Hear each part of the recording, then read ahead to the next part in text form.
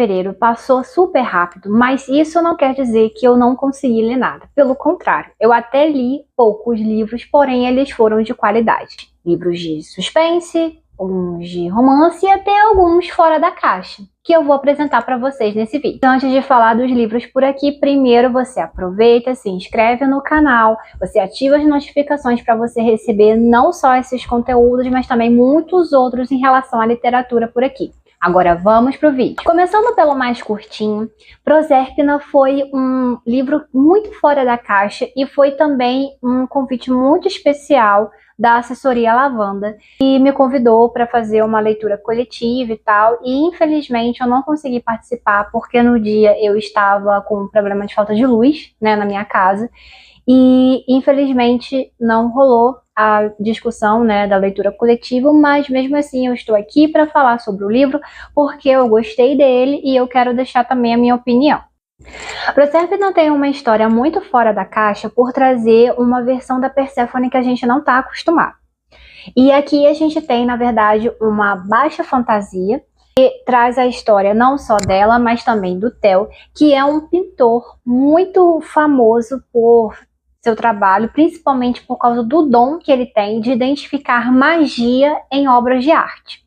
E o Theo, por conta de seu trabalho, acaba ganhando fama pela cidade e é contratado por um nobre muito poderoso e também dono de uma grande coleção de obras de arte.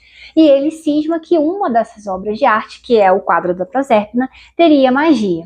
Então, o Theo acaba pegando essa obra de arte para fazer o estudo e confirmar se de fato o quadro é mágico ou não.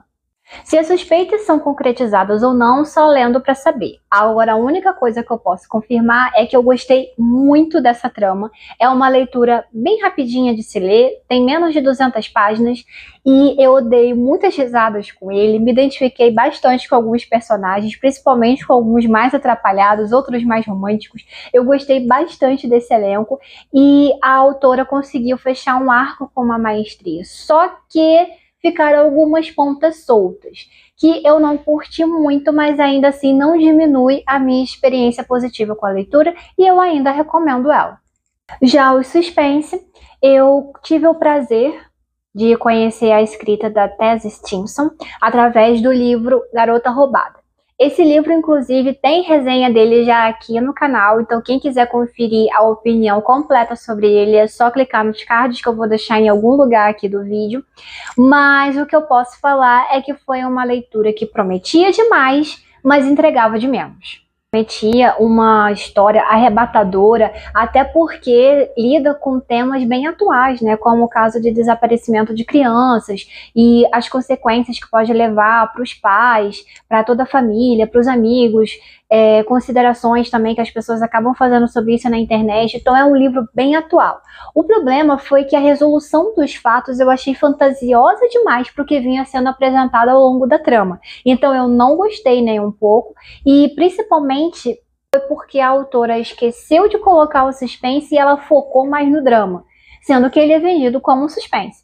Então eu não gostei muito disso, senti que foi um pouco de propaganda enganosa e eu acho que, sinceramente, se ele tivesse sido vendido como um drama, teria tido menos essa ideia de expectativa quebrada, sabe? Então, por conta disso, não teve uma nota muito alta, foi 3,5, mas ainda assim eu recomendo que você leia para que você tenha a sua própria opinião, pode ser que acabe funcionando melhor para você do que funcionou para mim.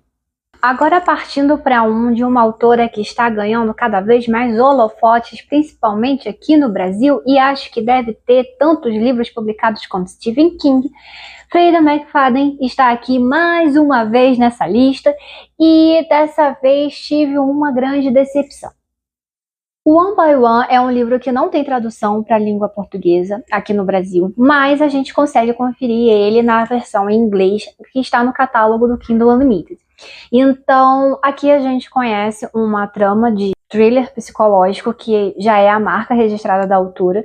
No entanto, eu acho que ela fez um livro que ela se se empolgou demais e acabou deixando ele muito arrastado, que foi uma coisa que muito me decepcionou. O livro foge de toda a marca registrada da autora, que é exatamente ter uma escrita fluida, capítulos bem curtos e que a gente acaba ficando imerso de uma forma bem rápida. Tendo vindo de outros livros da autora que me conquistaram, eu estava com certa expectativa em relação a esse.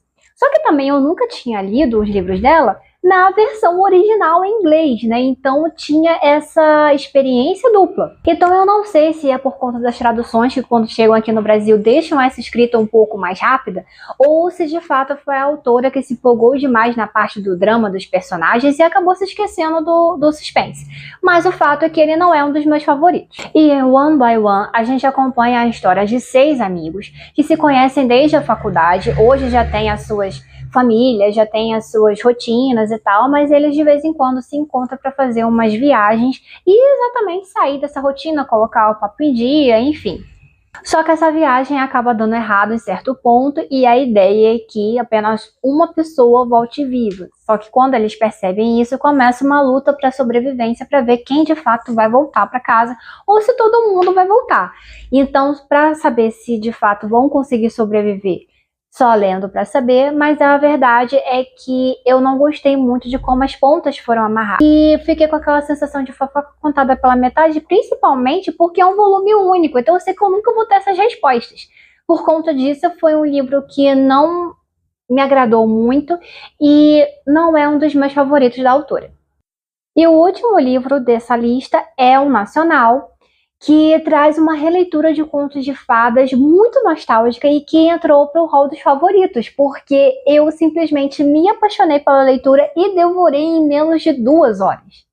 Em Charles Maxwell e O Mistério da Chapeuzinho Vermelho, a gente encontra uma baixa fantasia com uma vibe de Once Upon a Time. Então, quem assistir essa série com certeza vai entender muitas das referências e vai também ter a nostalgia que eu tive ao ler esse livro.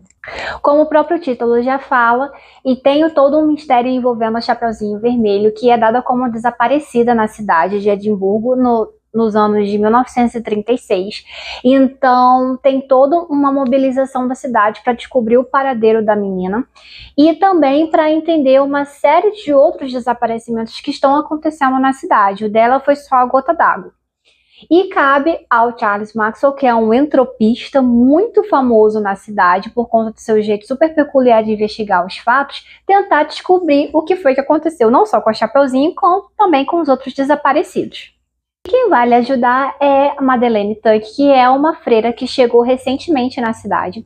Ela veio a mando da igreja, principalmente para tentar escapar de umas certas coisas pelas quais ela está ficando muito famosa de um jeito muito negativo para a igreja. E ela tem como isso uma forma de expiação dos seus pecados, sabe? E aí ela tenta desvendar esse mistério junto com Charles Maxwell, só que ela não esperava descobrir as coisas que ela acabou descobrindo lá na cidade. É uma leitura muito divertida, tem muitos momentos interessantes, muitos momentos de tapas na cara do leitor, com críticas para a sociedade, escondidas em cenas engraçadas, que valem muito a pena ler, e eu gostei bastante, e também está no catálogo do Kindle Unlimited, então quem tem assinatura pode conferir lá também a leitura desse livro. Esse foi o vídeo de hoje. Eu espero que vocês tenham gostado dos meus livros do mês. Eu espero também que março seja um mês de muitas leituras, não só para mim, mas também para todos vocês. E até o próximo vídeo. Tchauzinho!